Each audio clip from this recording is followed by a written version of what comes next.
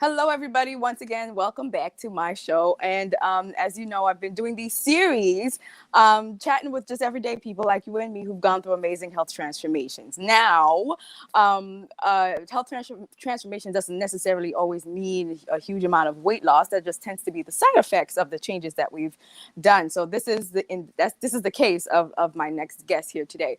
But just to let you know that the purpose of this episode is, I mean, not this purpose, this series is just to motivate us to start our own journey. So many times we've seen people online, we've seen their before and after picture, and then we get sometimes we feel like it's unattainable. But when we get to sit down and chat with everyday people who are able to do it, then you're like, you know what, this is something that can be done. It's a process. It's not something that's definite. You know what I mean? Like there will be good days, there will be bad days, there'll be highs and lows and fails and successes. So we understand, so we get to see through others' experiences that this is something that is, we're able to achieve.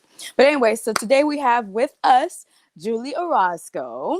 And I've known Julie for a while. Julie is a wife. She's a mom. She's a newlywed, I should say, and a mom. So and she is a mental health professional. She's gone through bikini competitions. She's doing her thing, guys. She's doing her thing. So did I miss anything else in your in the intro, Julie, that you kind of like want to add? Maybe anything personal that you want to add to my intro?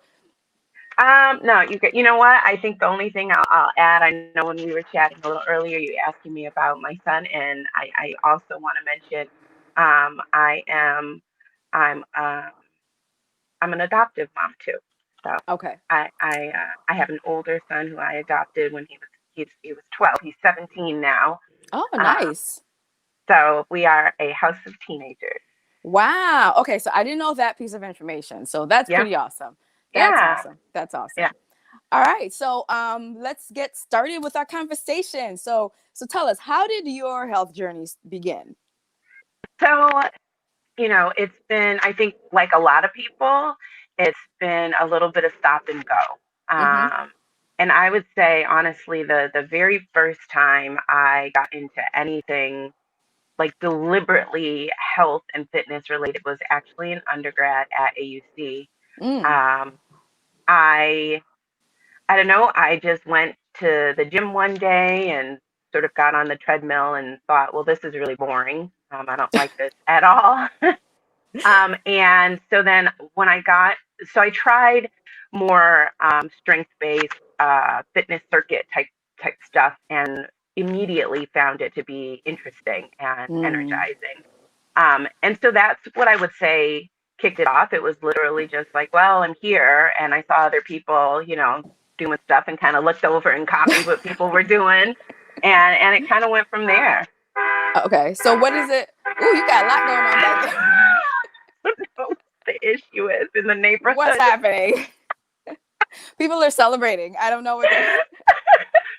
It's like I, usually it's like a quiet little residential neighborhood. I do not oh. know what is happening. Well, today, as we're recording this, today is Black Friday, y'all. So I don't know. Maybe people are super excited that it's Black Friday. I don't know. But but anyway, um, but what was I gonna ask? Oh, so what was it about? Like, I know that you mentioned the circuit training and all that. What was it that like really made you feel like, oh, this is dope. This is awesome. Yeah, I think so. So the point at which I thought like this is dope came later. It was after I had my son, and a good friend of mine from college, Lena, was getting married. And so, that typical kind of, I was a bridesmaid and thought, let me just kind of like get in a little bit of shape before the wedding. And Mm-hmm. so I started going to the gym and had that same experience again, right? Like all I really knew was cardio. So I jumped on the bikes and the treadmills and thought this was boring. And there was a girl at the gym. So our gym was set up so that if you were doing cardio, you were sort of up in this loft looking down on the rest Mm. of the gym. So I'd be up, on my treadmill watching this girl who, like, she had muscles but she was like gorgeous and feminine. And I just would stare at her for my entire little time on the treadmill. And one day, I just went up to her and was like, how do you look like that? And she was like, first of all, I don't really ever do cardio. I strength, and Mm. I started working out with her. And there was just this feeling of sort of like power in Mm. recognizing, um, I can do things I never thought I could do. I never saw myself as like, let me pick up this 20, 30 pound weight and do something with it. I was, again, sort of stuck in this mindset of like, well, you run, you bike, you stair climb or whatever. Yeah. And it was just transformational mentally to sort of say, like, oh, I can do that. Oh, I can Right. bench press that. Oh, I can leg press that. Oh, I can squat that. Like it blew my mind that I was doing what I was doing. So it felt like you were basically going to the things that are considered more girly. You know what Hmm. I mean? Like, and I mean, it stinks to kind of put it that way, but then that's kind of like how we do it. And what you said is important because it's a mind shift change. You know what I mean? Hmm. Because you realize that no, lifting weights or doing these other things that require strength base is not just for men. You know what I mean? Right. Or it doesn't turn women to look. You don't end up looking like a man either. It's Right. just training your body to build up its strength. You know what I mean? Right. So Right. that's super awesome. That's super awesome. So now, how long did you work with her? Was she wasn't she was just happened to be a member at the gym, right? So she was a lot of things. She The gym that I went to had a sort of like juice bar inside of it. They did like protein shakes and that kind of stuff. And her fiance was the owner of that. Mm. Um, she also she was there sort of doing her own thing, but she also did train other people. She did small group training. So she was really like embedded in the gym. And the interesting thing at that time, I was living in this apartment downtown. And one day I'm coming out of my apartment and she comes out of the apartment across the hall. And it's you have a moment where you see somebody somewhere where like you're not supposed to see them. Right. So you don't so like I saw her and had this moment of like, oh, she looks familiar. And Right. then sort of just said, hey, and kept it going. And then as I left, it was like, oh, shoot, that's the girl from the gym. And so the next time I saw her in the hallway, we sort of struck up a conversation and over time really became like friends, even beyond just like the little bit of working out together. And I would say, she did a lot to help and inspire. She was somebody who initially into my fitness journey, she was just a resource. And Mm. that's really what it boils down to. I think um, the gym can feel like an intimidating place if you're not familiar and comfortable with it. Mm. Mm-hmm, mm-hmm. And, I can remember times being in the gym, right, and sitting down to use a machine. And as I'm sitting there, like, I literally can't figure out, okay, do I lock this thing or how do I adjust the weight or how do I adjust the seat? Like, I don't know how to use this machine. Right. And then feeling this sense of intimidation and getting up and just leaving it, like, not attempting. Mm. Building that relationship with other women who were in the same space doing the same thing, it quickly turned into like, hey, how do you do that? Or, how do you, am I doing this form the right way? Or, can you spot me? Can you help me? And that's really who she became. And then Mm. also sort of who her own network became for me as well. That's awesome. And you know what? I would like to pause and talk about that just a little bit because I gym intimidation is a thing, right? And I just coined that word. Maybe it is there already, but I'm just like, because I've heard many people say that before. Like they go to the gym and they feel embarrassed or they feel intimidated because they see people who are, fit and they're doing their thing, or people look like they're doing that, know what they're doing. But then on the flip side, we'll see videos on Instagram or on you see people doing these crazy things on these machines. You're like, what in the world? You know what I mean? I'm sure you've come across them sometimes and you're just like, what is Yes, happening right now? I'm pretty sure, yes, like, I mean, I know I don't know how to use this, but I'm pretty sure this is not it, right? that's not So, it. Right. right. So now, how are you able to get over your and not your shyness or intimidation or reservation about asking someone to kind of like help you with that? Like, how were you able to get over that? Yeah, I think the first part was just when I became a regular, Mm-hmm. um, you quickly learn who the other regulars are. Mm. And you sort of, it becomes this little community of like, okay, here's the crew that's here from 5:30 to 6:30 every day, or you sort of like begin to know who these people are. Um, and it starts small. It starts with just in passing, hey, how's it going? And then eventually, what I found was people naturally want to help. So Hmm. it didn't even have to be a lot of me going up to people, building up the nerve. I would have moments where somebody else would notice that, like, I didn't exactly look like I knew what I was doing, and they'd come over and just say, like, hey, can I help you with that? Right. And That's like, awesome. no shame, no embarrassment, no nothing, Yep. just like, help you out. Oh, wow, thanks. No problem. Let me know if you need anything. Go about their business. Mm. So I think it was just sort of like making it a part of my daily and then just becoming a part of that existing community. Oh, that's so awesome. And it's funny because while we were talking, I was thinking of like even for me, like I've had that experience before. Like I was like in one of the classes, like either step aerobics or whatever it was. And then like Yeah. my step was on incorrectly. And I think it may Yep. have been like when I first started attending or something.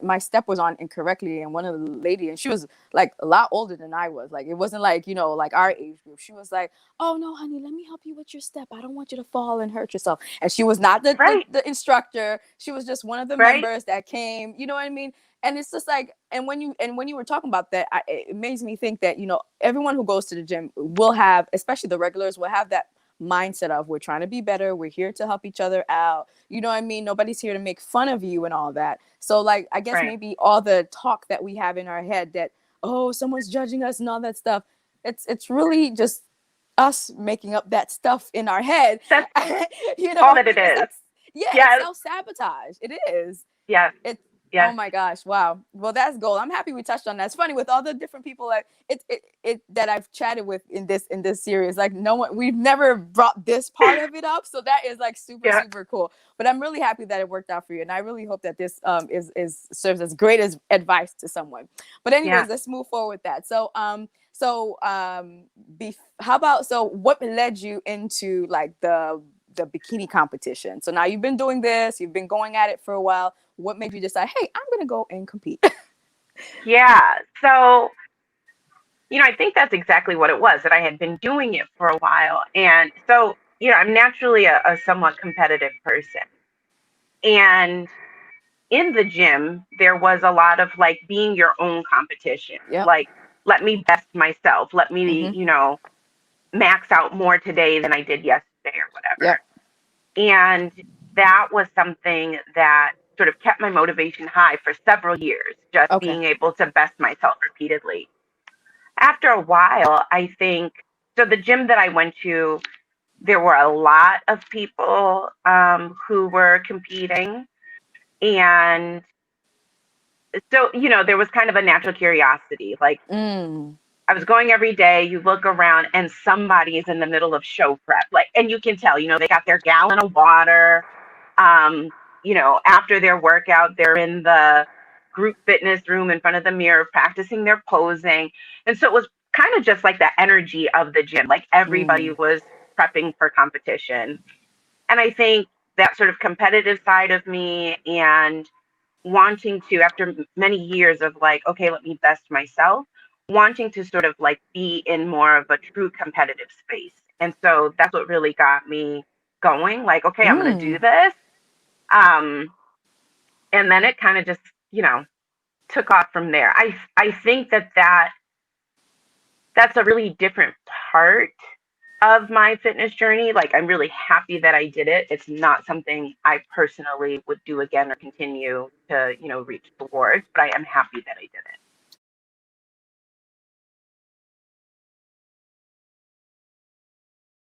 What did you learn in that process?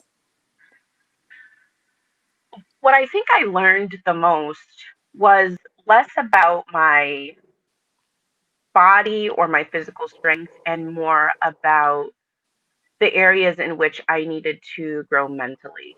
Mm. Um, I did, so in my process, I did two competitions back to back.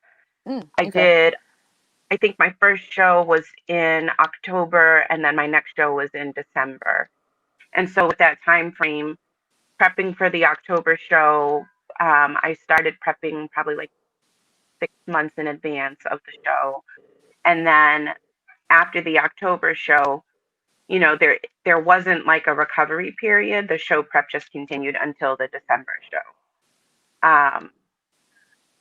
It was my first time competing, and I think the biggest lesson for me was the importance of using your voice and advocating for yourself.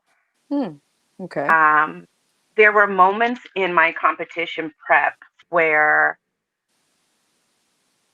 I didn't speak up. So people who compete probably know a lot of this.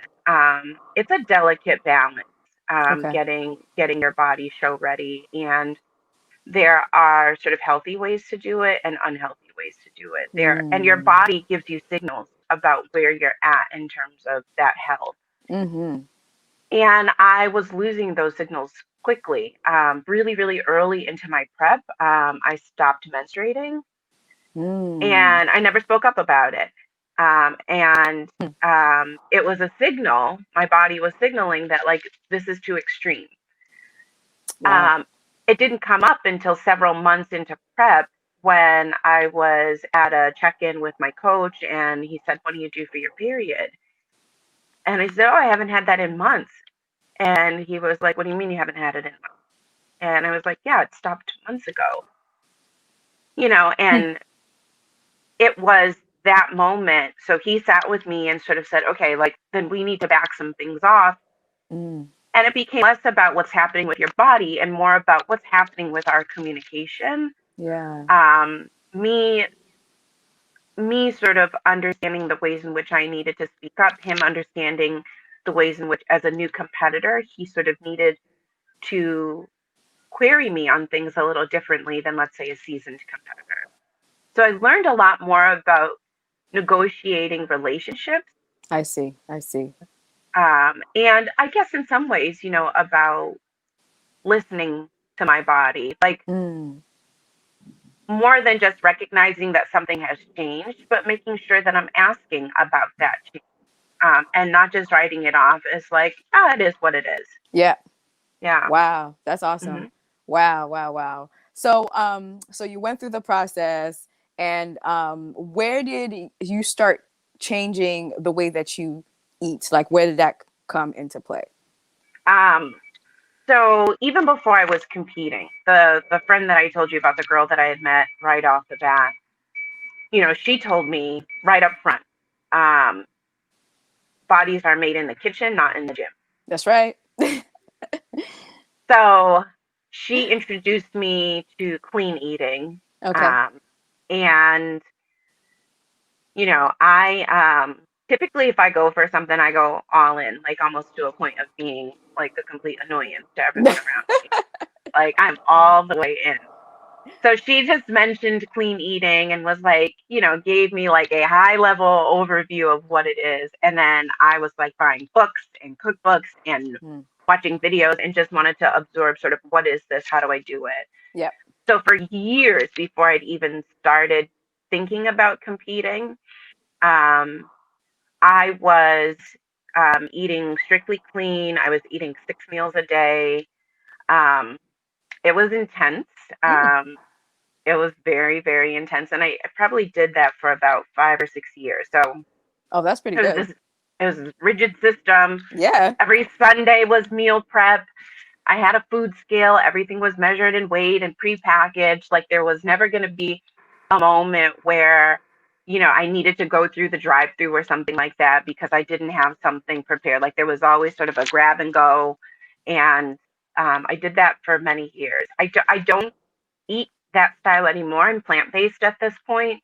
And I don't do 6 meals a day or anything. I'm sort of in a very different space, but that was the first sort of like real change to my eating, that happened.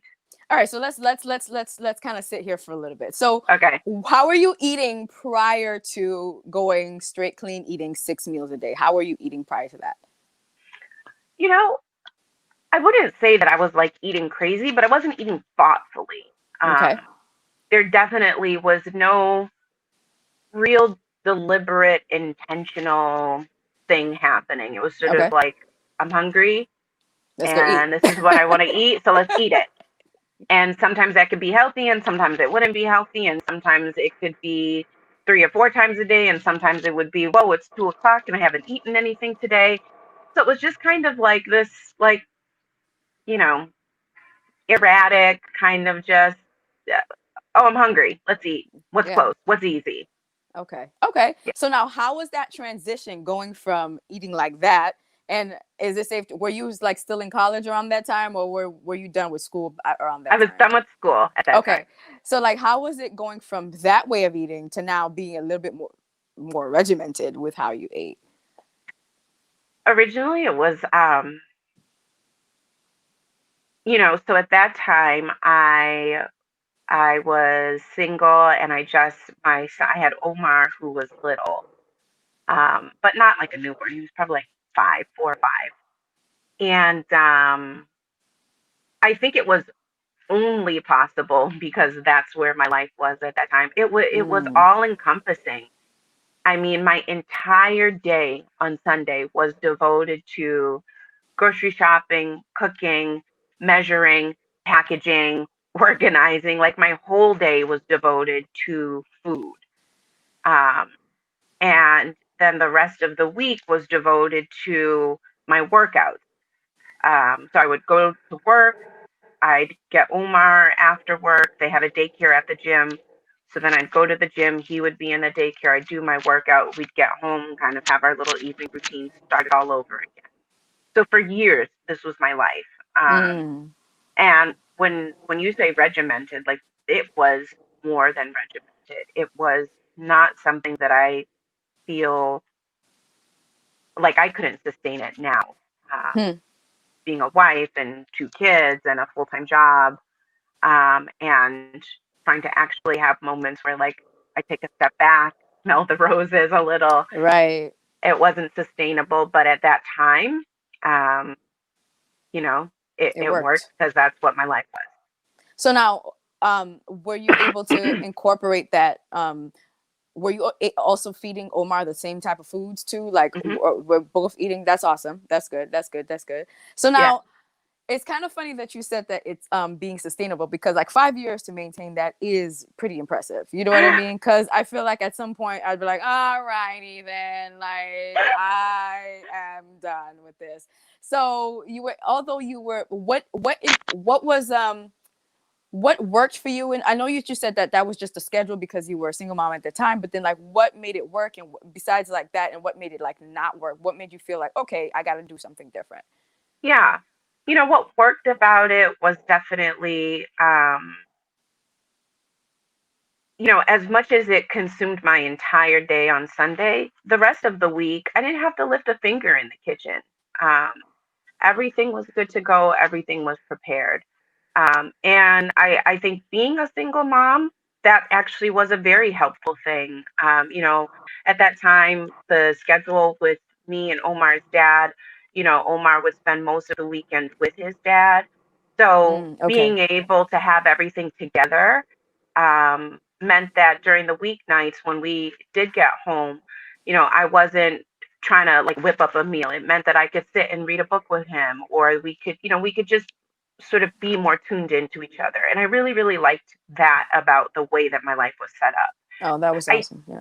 Yeah, I think what didn't work, um, actually was not even necessarily about the logistics. Like, it wasn't really about the meal prep or the time that it took. What didn't work was, going back to this piece about me of being like, when I'm all in, I'm all in.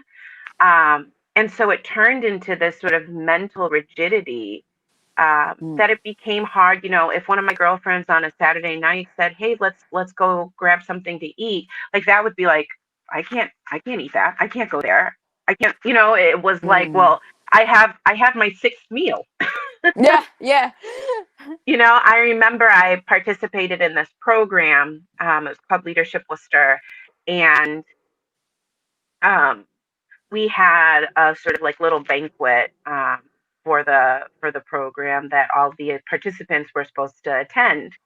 And, like, sure enough, I attended. with my, Tupperware of my meal, took it to the kitchen and said, "Can you microwave this and just put it on a plate for me with when you bring out everybody else's food, can you bring this out?" And so there everybody is eating this catered meal, and I have my 6 ounces of chicken and big sweet potato. Um, and it was just like that when Wow. when I took a step back and thought about, like, am I truly enjoying Yes. life? Okay. There were these moments where, like, I can't even be present in this moment because I'm Mm. still trying to coordinate my perfectly clean meal. And so it got like a little crazy. That's what was not sustainable. That's awesome. And there's actually a term for that, like people who go to the other extreme of like the health and wellness space. I forget it right now, but like there is an actual term for that because I was um that. but yeah, because I'm like, to the point where you're bringing that to like a banquet, you're just like, yeah, about your food, no, no, no, no. But I brought Right, my own food. I'm gonna need you to just arrange it in a plate and just make it look pretty, okay? Just right. bring it to me. Oh my That is, goodness.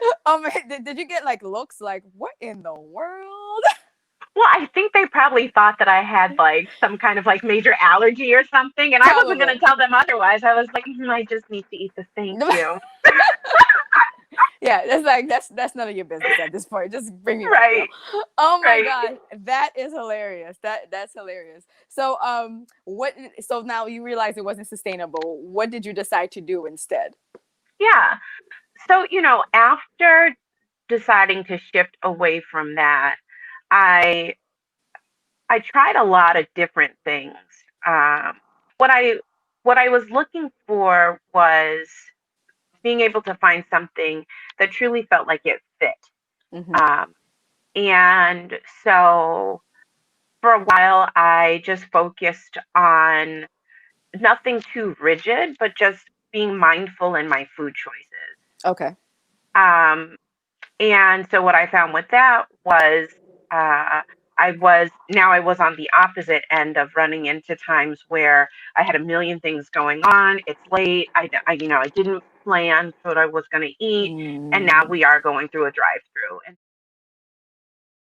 so that was mm, sort of like, well, this is defeating the purpose. And so then I moved back into some form of like menu planning, and again, just trying to be sort of thoughtful and intentional in what I was eating. I went pescatarian for a while. I did the Mediterranean thing for a while, really just, again, attempting all these, like, let me see what works. Where I landed at, that has become a very easy and natural fit. And I know, you know, for some, this is not the natural fit.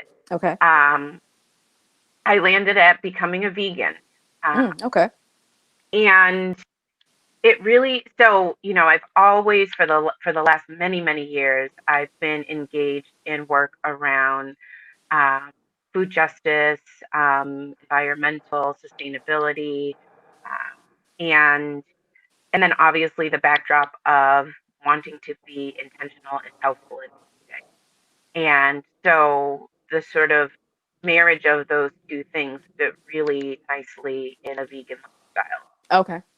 Um, So, I started off with really just eating a plant based diet. Mm-hmm. Um, and what I found was that it aligned so well with my belief system and my ethics and sort of who I am when I am my best self, that it Mm-hmm. was effortless.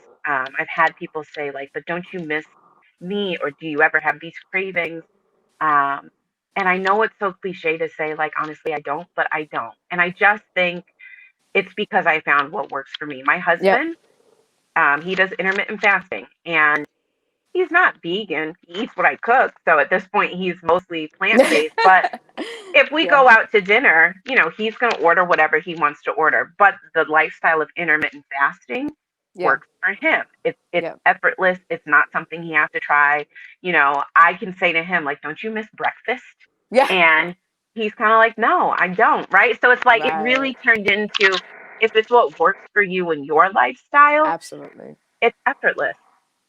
Absolutely. Oh wow, that's awesome. So now, how did you feel? Like, I know, like that abrupt change between being like super strict to like, all right, whatever. I'm sure that that transition was pretty rough, especially like you're going to a drive through. You're like, wait a minute, because it's almost like you went from being a control freak, like some might say, to like doing that extreme thing. So how did you feel during that transition, and especially Omar, because now he went from eating a certain way to now he's getting like fries and burgers and whatnot. Like, so how did it work for the two of you guys? So initially, it was like the Little Mermaid, like a whole new world, like like Yeah. it was so, like all these things I hadn't eaten in like 6 years. Oh my goodness, it was like a donut, a burger, fries, like it was so amazing, right? Like I was on like a sugar That's funny. high, and then it quickly was like this, then I'm like beating myself up. Like, what are you Mm. doing? This is terrible. Like this food is horrible. Yep. Um, and that's really what I started to become the most exhausted with. So the original clean eating became exhausting. Yep. And then when I wasn't, emotionally it turned into this cycle of like eat like junk food, feel great because it's so delicious, now beat myself up because that was like, Mm. better. Like you've lived a very healthy lifestyle for 6 years. You know what's in this food. You know this is not good. This is processed Wow. and sugary and horrible.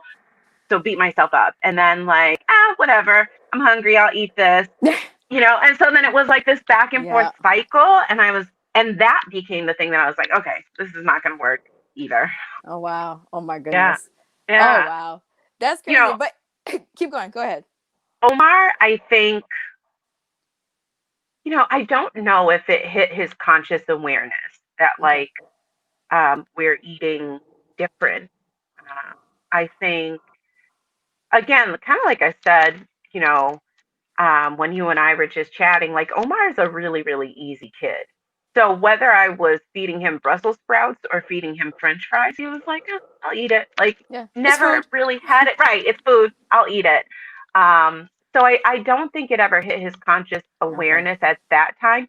At this point, because he's 14, um, he is consciously aware of being plant-based or of being vegan. And so he asks me a lot more questions now about Mm. what's in our food and what makes something plant-based versus not plant-based, why those are my food choices. And for me, it's been really important with the kids and with my husband, to not force a lifestyle on Mm. anyone. Yeah. Um, so, they know what I'm willing and not willing to cook, but they also are, the boys are teenagers, Yep. they also can get their own food. Like I said, when Carlos and I go on dates, he gets what he wants. So I think we have found a good balance with it. Um, and it sort of is working as a family at this point. Oh, that's awesome. But I'm really happy we talked about this because like it's really nice to see like the different phases of what health look like in based on the seasons of your life.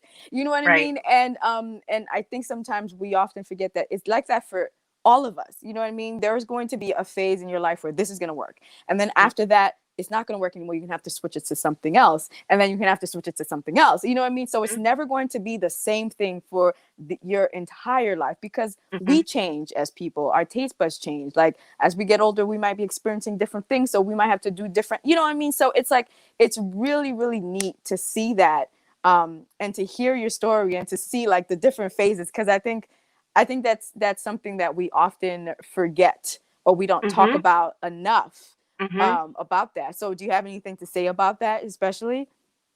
I think looking back at it, one of the messages that I always wanted people to know, when I was bodybuilding and lean and cut, there's a lot of people who would sort of look at that body and think she must be so healthy.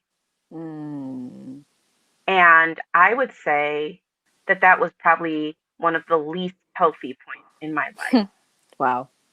Um, there were a lot of reasons why that was not healthy. One of the big reasons why that was not healthy was the level of lean that I was at based on my workouts and my eating was not my body's natural set point. Mm.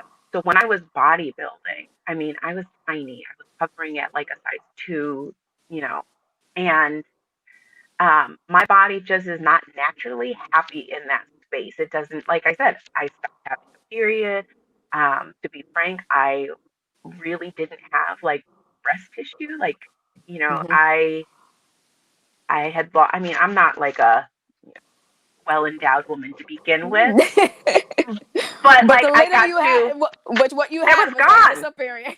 It was gone, right? And Yeah. so this whole, the whole fear that some women have about if you bodybuild, you're going to look like a man, it actually had nothing to do. When I was just sort of like in the gym and bodybuilding, I looked extremely feminine.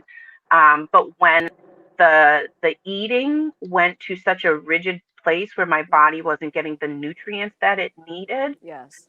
that's when I started not really looking like a man, but looking like a little boy. Mm. Um, and so I think that it was really important, you know, everybody's body sort of has a healthy set point, Yes. and figuring out what that is and not being afraid to try things. Um, Yes. you know, we all sort of have to like figure it out because it's such an individual process. Yeah. Um, what I've learned is that I am I would say probably at my healthiest right now. I'm not lean, I'm not cut, I don't have a six pack of abs, but I work out regularly. I eat food that's, you know, healthy and nutritious. It's common, with a vegan lifestyle that there are some micronutrients that you probably need to take as Mm-hmm. supplements. Mm-hmm. And so, I take my micronutrients every day. But I also am so much more tuned into myself. Like, I'm not spinning out of control. I'm not Mm. avoiding, you know, outside of the pandemic, I'm not avoiding a social moment with one of my girlfriends or my Yep. husband because, ooh, I can't eat what's at that restaurant. Right. Um, Right. or Right. that falls outside of my eating window. Like, Mm. I am more engaged in life and with people. And so health is not just what does your body look like and what kind of food are you eating, but it's also sort of like how are you showing up in the world? How are you showing up with the people around you? How are you staying connected? And that's really the place. This is the healthiest place I've been in Mm. compared to all those other seasons that existed for me. That is impressive. I really like that. The fact that like health and wellness is not just about like eating well and being like cut and all that, because it is like everything. Hmm. It requires a balance, you know what I mean? If you're suffering in one or two areas, but then you feel like you're doing great in this one, pretty it's not balanced. So yes, there will be some unhealthy like areas or what have you, that but I mean, and you're absolutely right, you're absolutely right. Do you have any other things that you'd like to share before we start to wrap things up? You know, don't a lot of times, so right, we're getting towards the end of the year. People start off with their New Year's resolutions, Yep. and a lot of times those resolutions are about some type of like life change. They're, Yep. health, fitness, eating, or whatever. I think what I would hope anyone out there that's listening would tap into is any day is a good day to start. Mm. And if you started today and then by, next week or next month or next quarter, you're off, any day is a good day to restart, right? Like, Absolutely. and just go with that. I Yep. think what I'm hoping you hear from my story was that there were ups and downs and starts and stops, and this felt good and that felt good, and and it's really just stick with it. Like any day is a good day to start. That's awesome. That's awesome. With that note, on that note, I should say we can like definitely wrap things up. Oh, I do have one question for you. What is like your favorite vegan dish since you're vegan now? Is it something that you make, or is it something that you like to purchase or whatever? But what is it? Okay, so my favorite vegan dish that I make. um, is my vegan mac and cheese. That's my favorite too. Yeah, and I think it's just so like in the entire time that I switched into this diet, or this lifestyle, I should say, Hmm. I've never really missed any meat products, but here and there I have missed cheese. Um, Girl, it's a struggle. It's real. right? And so like recognizing that like, oh shoot, this tastes like cheese. Yeah. And it's not cheese. Like it took away the whole like missing it. So that's been, I make vegan nachos, I make vegan mac and cheese. So anything that sort of has like that vegan cheese to it, like I really, That's really awesome. love. And from in terms of like takeout, I will tell you, Belmont Vegetarian has the best vegan meals. It's like, my family is Central American. My mom went to school in Jamaica. Like, so it's all like very, like, she has curry and rice and beans. Like, it's all Jamaican inspired, but it's Right. vegan. Oh my God. It's so good. So Mind good. blown. Man, I haven't So been good. there in a while. I probably should visit one day. So It's good. been a while. So now, what your mac and cheese? Do you make it with like cashews, or do you make it with like the vegan cheese? Like, how do you make your mac and cheese?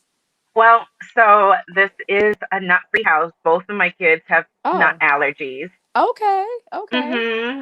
Mm-hmm. So I actually make it with, I use potatoes, butternut squash, vegan cheese, the actual like cheese shreds. Yeah. Uh huh. I use the cheddar version and the mozzarella version, the nutritional yeast, a Uh huh. little mustard, like, everything to sort of give it that little tanginess. Um, I don't know, it comes together really well. The kids like it. Once it's kid approved, it's good. Yeah, yeah, no kidding, right? I'd like to try that. Please share it with me if you'd like, because I mean, I would love to like try that. Because I mean, mine right now, I use like the cashews and the nutritional Hmm. yeast and all that stuff, and the kids Hmm. like it. And except for one, because she thinks that whenever she knows that cashew isn't something, she just like flips. She's just like, "Oh my goodness, it's the worst food ever!" As cashew, even if she doesn't see it, just like, Right. "Oh my gosh, a drama." Anywho, so I definitely would. I'm open to trying like different things and seeing like what else would work. So I would love to, if you'd like. Can you please share with me Yes, ma'am. so I can try it out? Because that sounds interesting. That definitely sounds interesting. But anyway, so thank you so much. We've reached our time. So thank you so much, Julie, for joining us today. And guys, as you can see, it is a process. It's trial and error. Something that will work today may not work, 2 years from now. But it's as long as we stay the course. We know that we're trying to achieve our best selves, our healthier selves, and all of that. Then we just kind of like keep pushing through, keep pushing through, keep pushing through. So I really hope that this interview served to inspire you to start your own, even if it's you're starting today. It's okay. That's Even if right. you fell off the bandwagon, and just jump back on and just like That's keep right. moving, keep moving, keep moving. So thank you so much. Comment, share, and definitely subscribe so that the next time we drop another interview, you are able to know about it and you can watch it. Again, I post something on YouTube every 2 weeks, so you can get something every 2 weeks. So thank you so much, Julie, and thank you guys for watching. Have a Thank you. great day.